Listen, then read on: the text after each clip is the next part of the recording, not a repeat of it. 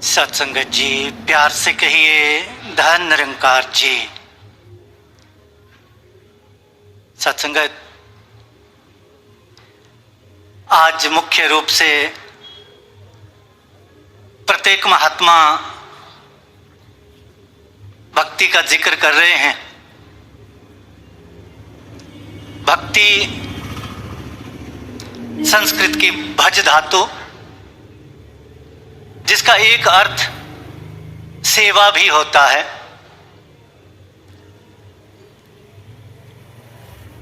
और भक्ति का जो आरंभ है, भक्ति का जो मूल है, वो है ब्रह्म ज्ञान। इस ब्रह्म को जानना, इस परब्रह्म परमात्मा का दर्शन दीदार करना। और वो हम सब जानते हैं कि वो केवल और केवल संभव होता है सतगुरु की शरण में आकर के। वास्तव में दास कई बार सोचता है कि ये ब्रह्म ज्ञान मिल गया तो भाव आता है कि ब्रह्म ज्ञान मिलना कोई संयोग नहीं है। ब्रह्म ज्ञान का मिल जाना केवल मात्र संयोग नहीं है। पता नहीं इसके पीछे कितना कितना प्रारब्ध होगा, वो ये जानते हैं।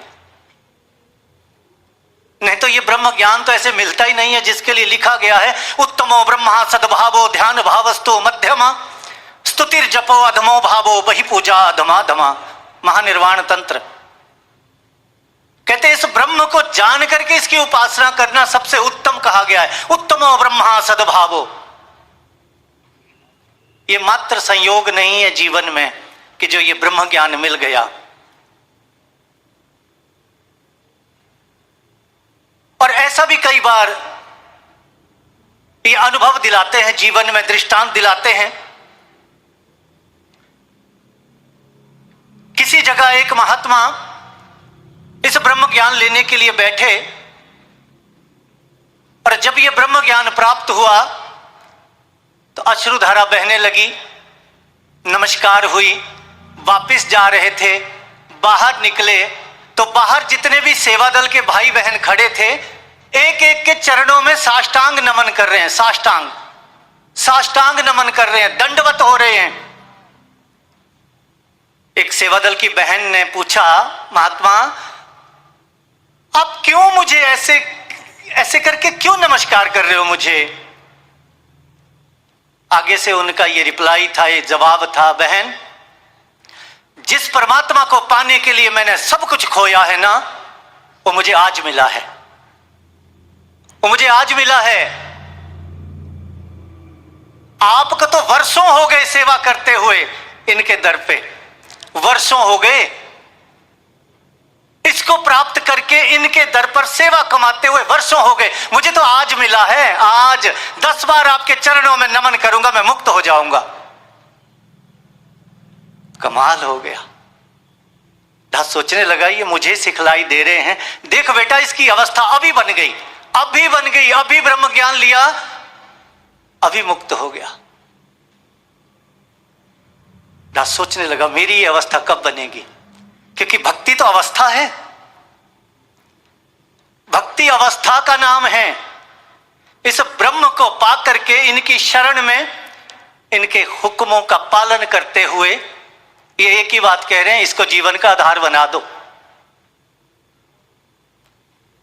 लेकिन दास कई बार सोचता है कि मेरी मांगे ही खत्म नहीं हो रही।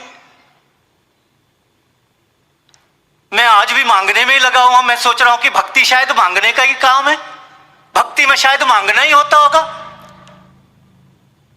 मेरी ये पूरी हो गई कामना, हाँ फिर तो ठीक है, वाह वाह वाह वाह, बहुत अच्छा है। अगर कोई मांग मैंने रखी और कहीं उसमें थोड़ा सा परिवर्तन आ गया तो संशय उत्पन्न हो जाता है। फिर अपने आप को चेतन करता हूं, ये भक्ति है क्या? ऐसा कहा गया है। श्रीमद् भागवत पुराण 7वें स्कंध में एक प्रकरण आता है, हमने बचपन से सुनी है कथा भक्त प्रहलाद की। सब जानते हैं भक्त प्रहलाद प्रहलाद हिरण्यकशिपु के घर में पैदा हुए, लेकिन बड़े सौभाग्यशाली है क्योंकि नारद जी ने बचपन में ज्ञान करवा दिया इस ब्रह्म का और सब कुछ समझा दिया। पैदा होते ही यहां तक कि मां के गर्भ में ही थे ब्रह्म ऋषि नारद जी ने ये ब्रह्म ज्ञान करवा दिया। अब केवल इसी को मान रहे हैं, यही पिताजी नहीं है यहां पर भी। पिताजी सब जगह है, सबका करता है, सबका नियंता है, स्वयंभू है, सर्वशक्तिशाली है, सब कुछ कर सकता है। और फिर वो भी वक्त आया नरसिंह रूप में अवतरित हुए और फिर हिरण्यकशिपु को मारा गया।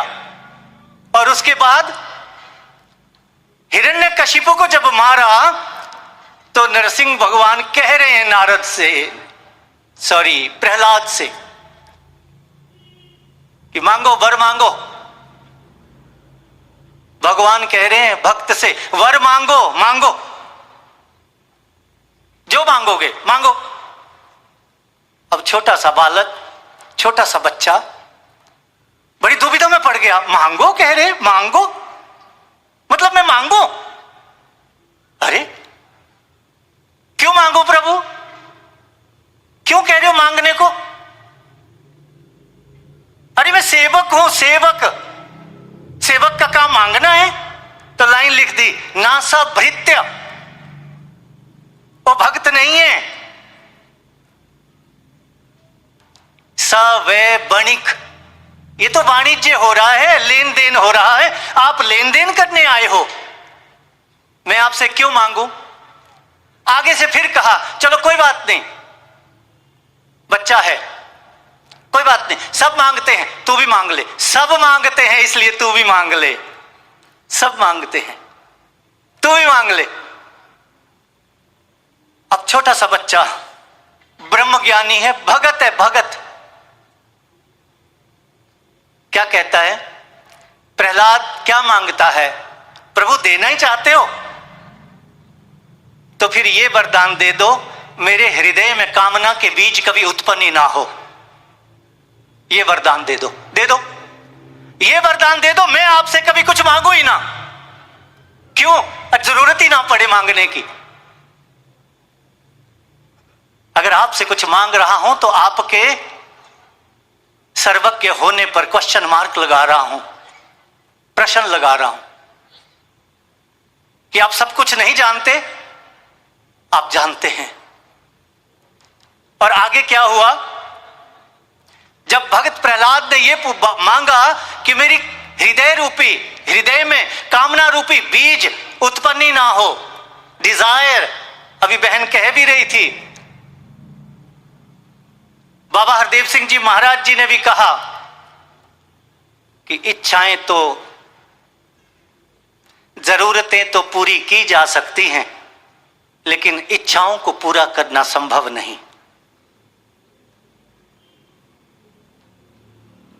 और फिर आगे जब देखा कि भगत तो क्या मांग रहा है, केवल भक्ति मांग रहा है, तो आगे से भगवान ने वरदान दिया। क्या कहा? ठीक है, फिर एक काम कर, मेरे लिए, मेरे लिए, मेरी इच्छा है। भगवान कह रहे मेरी इच्छा है, फिर मेरी ये इच्छा है कि तू एक मनवंतर तक राज कर, एक मनवंतर तक राज कर, ये मेरी इच्छा है, मेरे लिए कर ले, मेरे लिए कर ले। भगवान कह रहे हैं ये मेरी इच्छा है, एक मनवंतर तक राज कर और मुझे ही हृदय में बसा के रख, पक्की गारंटी मान, अंत में भी मुझ में ही आएगा, मैं ही तेरा सब कुछ, सब मैं संभालूंगा। कितनी ऊंची बात कि जब भगवान नहीं, जब प्रभु नहीं, जब सारी जिम्मेवारियां ले ली एक भगत की, दास को लगता है भक्ति पर्व मना रहे हैं, भक्ति की सार समझ आ जाए। वो वेक्कल जी के आदरणीय महात्मा वेक्कल जी की लाइन कि वेक्कल इबादत में शर्तें हैं वर्जित, इबादत है कर देना खुद को समर्पित। इबादत में तो केवल अपने आप को समर्पण कर देना है, बाकी आप जानो, आपकी लीला जाने, आपका काम जाने। और जब मैं ऐसा कर पाने में मैं सक्षम हो जाता हूं तो ऐसा नहीं है वो जो जितने भी मन के विकार है ना वो सारे खत्म हो जाते हैं। मैं कंटेंटमेंट से भर जाता हूं, और कंटेंटमेंट इज हैप्पीनेस। ये सिखा रहे हैं। और हम अभी भी देखा, परिवार को भी देखा, अनेकों भक्तों का। ये नहीं, दास ने तो बड़ी पुरातन ये कथा, क्योंकि बचपन से सुनते आ रहे हैं, तो ध्यान आया कि देखो भक्त ने क्या मांगा और आज मैं क्या मांग रहा हूं, आज मेरी क्या अवस्था है। मैं तुलना करूं जरूर, इसीलिए तो आप संतों के बीच में आता हूं, थोड़ा तो चेक करूं अपने आप को, थोड़ी तो तुलना करूं, मेरा भक्ति का स्तर कहां जैसे पहुंचा है, कितना मान पा रहा हूं इनके वचनों को, कितना समर्पित हो पा रहा हूं, कितना समर्पण हुआ, कितना इन पर छोड़ दे रहा हूं। इसीलिए तो आता हूं, इसीलिए तो आप संतों का संग करता हूं। आप संतों का संग ऐसे ही है, ऐसे ही मिल जाता है। ये कोई संयोग है? ये संयोग नहीं है। ये पता नहीं कौन सी अरदास को इन्हें कबूल कर दिया, चल तू भी बैठ जा इनके बीच में, आजा आजा। नहीं तो ये ब्रह्म ज्ञान, मनुष्याणाम सहस्रेषु कश्चित यतति सिद्धये यतताम अपि सिद्धानाम कश्चिन माम वेति तत्वतः। अर्जुन, हजारों में से किसी एक को ये इच्छा होती है। यतति होता है प्रयास करना, प्रयत्न, मुझे जानने का प्रयास करता है कोई, हजारों में से कोई एक, और उन हजारों में से किसी एक को प्राप्त होता है मेरे विराट स्वरूप का ये ज्ञान।